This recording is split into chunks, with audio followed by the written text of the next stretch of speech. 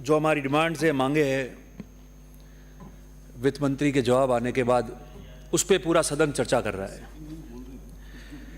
सभापति महोदय, मैं समझता हूं कि जो हमारी दोनों मांगे हैं आज, सामाजिक न्याय, अधिकारिता और जनजातीय पर, विभिन्न मांगे जो विभिन्न सदस्यों ने हमारे यहाँ दी होगी, और दोनों विभागों में जो मांगे आई है, मैं कुछ बातें बस उन दोनों पे कहना चाहता हूं जो उससे संबंधित है और जो विभाग की प्रयास और प्रगति का मैं साझा करना चाहता हूं।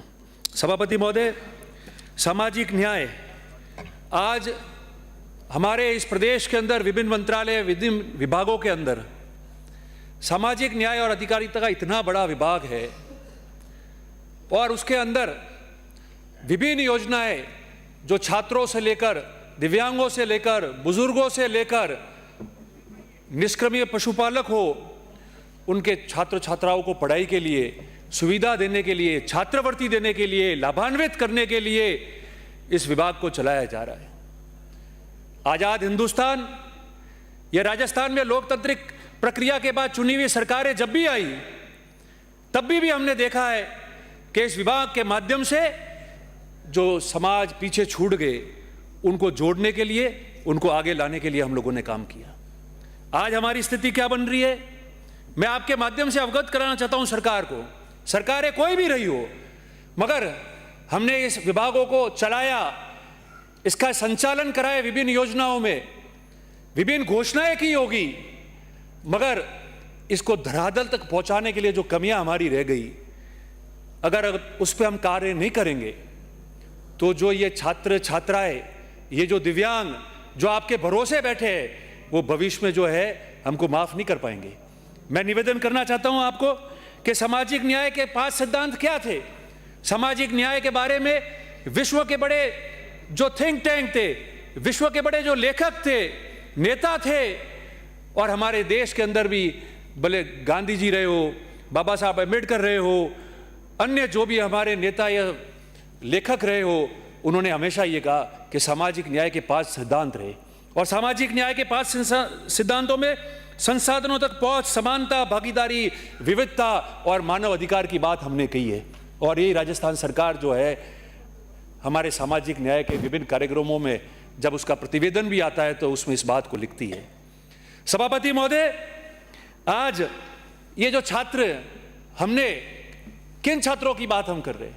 जो लोग, जो समाज, जो छात्र अग्रणी समाजों में नहीं आए, जिनको पढ़ा नहीं पा रहे थे, जिनको सहायता की जरूरत थी, अंग्रेजी में कहते हैं हेल्पिंग हैंड, सरकार की ओर देख रहे थे कि सरकार हमारी तरफ देखेगी, गरीब का बच्चा भी पढ़ेगा, छात्रवृत्ति उसको भी मिलेगी, वो भी पढ़ लिख के बड़ा अधिकारी नेता बनेगा, वो भी पढ़ लिख के जो है अपने परिवार, अपने कुल और अपने गांव का नाम रोशन करेगा। उसके लिए सामाजिक व्यवस्थाओं के तहत विभिन्न योजनाओं में ये लोग लाभान्वित हो। दिव्यांग जो चल नहीं सकता है, जो फिर नहीं सकता है, जो देख नहीं सकता है, जो मूवमेंट नहीं कर पाए, उसको सरकार की सहायता मिले, उसको महसूस हो कि इस दुनिया में मेरी तरफ देखने वाला कोई है और मुझे सहायता मिलेगी और मैं भी अग्रणी व्यक्तियों के साथ में आके आगे बढ़ूंगा, नौकरी लगेगी, कमाऊंगा, मेरा परिवार का जो है पालन पोषण में करूंगा। उसके लिए सामाजिक व्यवस्थाएं जो है ये तय की हुई थी। आज मैं इस बात को मानता हूं, मैंने पहले ही कहा कोई भी सरकारें रही हो, मगर जो कमियां रही है वो तो कमियां है, और उस कमियां को हम पूरी नहीं करेंगे तो इस सदन में जितने माननीय सदस्य बैठे हैं वो इस सदन में आने के बाद में अपना धर्म का पालन नहीं कर पाएंगे। मैं आपसे निवेदन करना चाहता हूं कि हम लोगों ने विभिन्न वर्गों में और विभिन्न सेक्टर में छात्रावास खोले, आवासीय विद्यालय खोले। आज कई जगह 12वीं तक वो विद्यालय संचालित हो रहे, मगर उनके हाल क्या है? क्या हम मानते हैं कि उनको पूर्ण तरीके से वह भोजन जिस रूप में मिलना चाहिए वो मिल रहा है? उसमें कोई कमी पेशी नहीं है? उनके कपड़े, उनके जूते क्या उस रूप में हम दे पा रहे? उनको संचालन करने वाले अधीक्षक, वहां रहने वाला चौकीदार उस रूप में जितने लगाने हैं वो हम लगा पा रहे? और जहां नामांकन कम है, वो नामांकन क्यों कम है, उसके बारे में भी हमको सोचना पड़ेगा। और यह भी तय करना पड़ेगा कि 1 किलोमीटर वाले बच्चे को अगर वह एडमिशन मिल रहा है और 100 किलोमीटर से आने वाला बच्चा एडमिशन चाह रहा है और उसको एडमिशन नहीं मिल रहा है, तो वो एडमिशन कैसे मिल पाएगा? मंत्री जी, इस बात को भी हमको सुनिश्चित करना पड़ेगा। और मैं इसी के माध्यम से आपको निवेदन करता हूं कि वो जो विद्यालय 12वीं तक संचालित हो रहे, उन विद्यालयों को आप महाविद्यालय में परिवर्तित करो। कहीं जगह महाविद्यालय बनेंगे तो वो बच्चा 12वीं के बाद जार जाने की जरूरत नहीं पड़ेगी। वहीं आसपास उन महाविद्यालयों में, उस सेक्टर में, उस सेक्शन में, उन वर्गों में जो आपने ये आवासीय विद्यालय और छात्रावास खोले, उसको पढ़ाई करने का वहां मौका मिल जाएगा। सभापति महोदय, इसके अतिरिक्त जो हमारे स्टेट में कोचिंग करने के लिए छात्र आते हैं, जो हमारे बच्चे आते हैं, हम 12वीं तक उनको छात्रावासों में पढ़ा रहे हैं। वो अनुसूचित जाति हो, जनजाति हो, पिछड़े का बच्चा हो, 12वीं तक हमने छात्रावास दिए, आवासीय विद्यालय दिए, पर पढ़ाई करने के बाद में वो जब जयपुर आता है, उसको कोचिंग करनी है, विभिन्न परीक्षाओं की तैयारी करनी है, उसको RSIS की तैयारी करनी है, तो वो बच्चा कहाँ जाता है? वापस उसको हाथ फैलाने पड़ते हैं, वापस उसको तय करना पड़ता है कि मैं कहाँ रहूंगा, किनके पास रहूंगा। वो जगह देखता है कि कम कीमत में हो, दूर दराज जाके उसको रहना पड़ता है। ये माननीय सदस्य यहाँ कहीं बैठे, उनको ध्यान होगा, वो उनके पास में भी आता है कि मेरा बच्चा यहाँ रह जाएगा तो वो पढ़ाई कर लेगा, आप उसको मेरे पास, मेरे यहाँ रखो।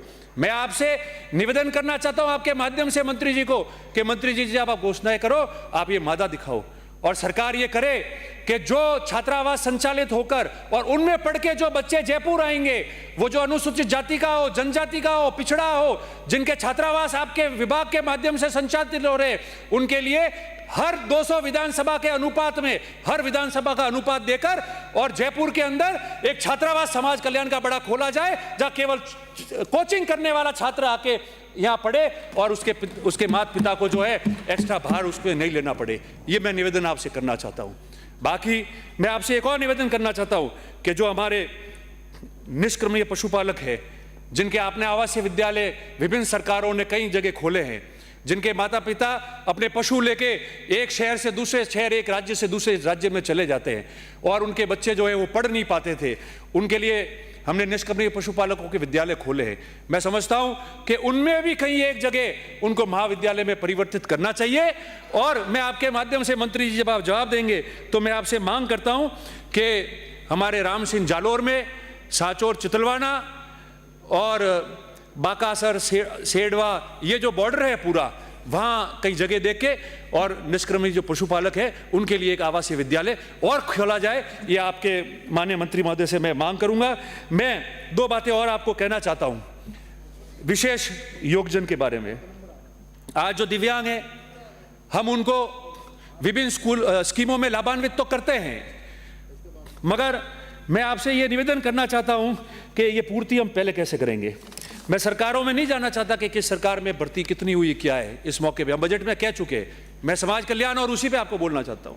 मगर आप लोग ये जो हमारे छात्रावास है, ये जो स्कीम्स है हमारी समाज कल्याण की, ये जो हम दिव्यांग की बात करते हैं, विशेष योगजन की बात करते हैं, जब तक इसके अंदर ये पद नहीं भरे जाएंगे तब तक हम हमारी सेवाएं नहीं दे पाएंगे और एक प्रकार से कुटाराघात इन व्यक्तियों के साथ में होगा।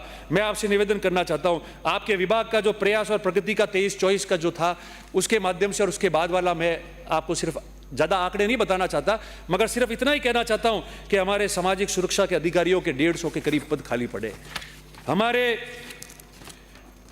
जो सूचना सहायक है उनके 200 के करीब पद खाली पड़े, छात्रावास अधीक्षकों के 300 के करीब पद खाली पड़े, और जो चतुर्थ श्रेणी कर्मचारी है, जो चौकीदार वहां रहेगा, जो अधीक्षक उसको संभालेगा, जो बच्चों को खाना खिलाएगा, जो रसोइया है, जो चतुर्थ श्रेणी का व्यक्ति है, वहां 2047 में से करीबन 1650 हमारे पद खाली पड़े हुए हैं। और वो पद अगर खाली पड़े हैं तो आप समझो कि कैसे तो खाना बनेगा, कौन चौकीदारी करेगा, कैसे काम पूरा होगा।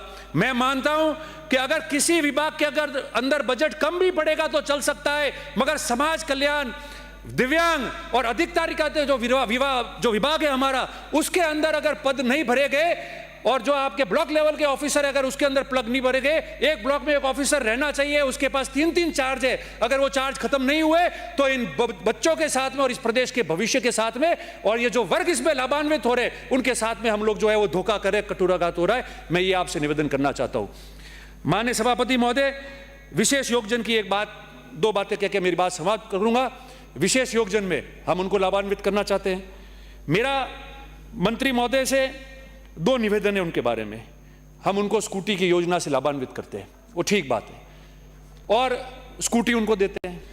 अब वो स्कूटी लेके घर जाता है, आने जाने का उसको पेट्रोल का भार खुद को जेब से देना पड़ता है। बेरोजगार भी होते हैं कई लोग उसमें से, और जो रोजगार पे लगे हैं उनकी अलग बात है। मेरे दो निवेदन हैं उनके लिए आपसे। पहला निवेदन कि जो ये विशेष योगजन है जिनको स्कूटी दे रहे उसकी जगह आप उनको ई रिक्शा का प्रावधान करो। अगर वो मुख्यालय पे आया है और अपने घर या गांव वापस जा रहा है तो वो इस रिक्शा के माध्यम से जाए और उसके अंदर वो सवारी भी लेके जा सकता है, तो उनको घर छोड़ सकता है, उसको रोजगार की आमदनी हो जाएगी। जो आपके नौकरियों में लगे हुए हैं, कई लोगों के ज्ञापन भी आए थे, उनमें से कई लोग कह रहे कि हमारे ऊपर एक्स्ट्रा भार आता है, दूर जाना पड़ता है चलकर। कोई स्कूटी चलाता है, कोई नहीं चलाता है, बस में जाता है, पंचायत समिति गया, नगर पालिका गया, जहां भी वो काम कर रहा है वहां गया। हम लोगों ने सब ऑनलाइन सिस्टम कर दिया है। आप एक बार उसका प्रयोग कीजिए, एक हफ्ता 5 दिन महीने में उसको वर्क फॉर होम दे, ताकि वो व्यक्ति घर में रह के अपना दूसरा काम भी निकाल सके, आने जाने का भार भी उसके ऊपर नहीं पड़े, और उस दिव्यांग को जो है मदद मिल सके। तीसरी महत्वपूर्ण बात मैं दिव्यांगों के लिए आपको कहना चाहता हूं, हम उनको मुख्यमंत्री विशेष योग्य जन स्वरोजगार योजना में उनको लाभान्वित करते हैं, लोन देते हैं। अब इसमें होता क्या है कि जब वो लोन देने की बात विभाग करता है और 50,000 रुपये उसको जो सब्सिडी लोन बैंक खाते में हस्तांतरित होती है, वो बैंक खाते में सीधी हस्तांतरित हो जाती है। अब वो जब लोन लेने जाता है तो उसको कहते हैं आप इसकी मार्जिन मनी भरो। वो पैसा बैंक कहता है आएगा जब आएगा, मार्जिन मनी तो आपको देनी है हमको। अब वो पहले तो खुद पैसा इकट्ठा करता है, उसके पास में स्थिति नहीं होती है, वो मार्जिन मनी भरता है। फिर जब वो पैसा बैंक के अंदर आ जाता है, उसके खाते के अंदर, उसको पता ही नहीं कब आया है, वो पैसा कहाँ गया। तो मेरा आपसे निवेदन है कि आपके जो स्टेट लेवल बैंकर्स की जो समिति है, उस समिति से आप बात करें, अन्य माध्यम से बात करें, और ये जो बना रखा है 2 लाख तक का जो उनका लोन है, उसके अंदर उनको जो मार्जिन मनी पहले भरनी पड़ती है उससे उनको मुक्त कराओ। इसी वजह से आपका 50% जो है इस मामले में बजट जो है आपका खर्च नहीं हो पा रहा है। तो मेरा आपसे निवेदन है कि आप इसको देखें। और दिव्यांगों के बारे में एक अंतिम बात मैं आपको कहना चाहता हूं। आपकी RPWD का एक्ट है मंत्री महोदय, उस एक्ट के अंदर 92(1) और 92(2) का प्रोविजन है। आप विभिन्न थानों में या आपके विभाग के माध्यम से आप जानकारी प्राप्त करना कि आज दिन तक ये दोनों जो सेक्शन है 92(1) और 92(2) उसके अंदर कितने मुकदमे इन लोगों ने दर्ज किए और कितनी जगह जो ये पीड़ित हुए इनके पक्ष में खड़े हुए। मैंने पहले ही कहा कि कोई भी सरकारें रही हो, इन मामलों के बारे में उन्होंने इस जो RPTW एक्ट जो है जिसमें 92(1) और 92(2) का मैं बात कर रहा हूं, उसके बारे में थोड़ी आप जानकारी प्राप्त कीजिएगा। आपको ध्यान में आ जाएगा कि वास्तविकता क्या है। और जो निजी शिक्षण संस्था है उनमें ऐसे मामलों में कौन कार्रवाई करता है? आयुक्तालय करेगा या निदेशालय करेगा? इसके बारे में भी आप जानकारी प्राप्त करना। तो ये जो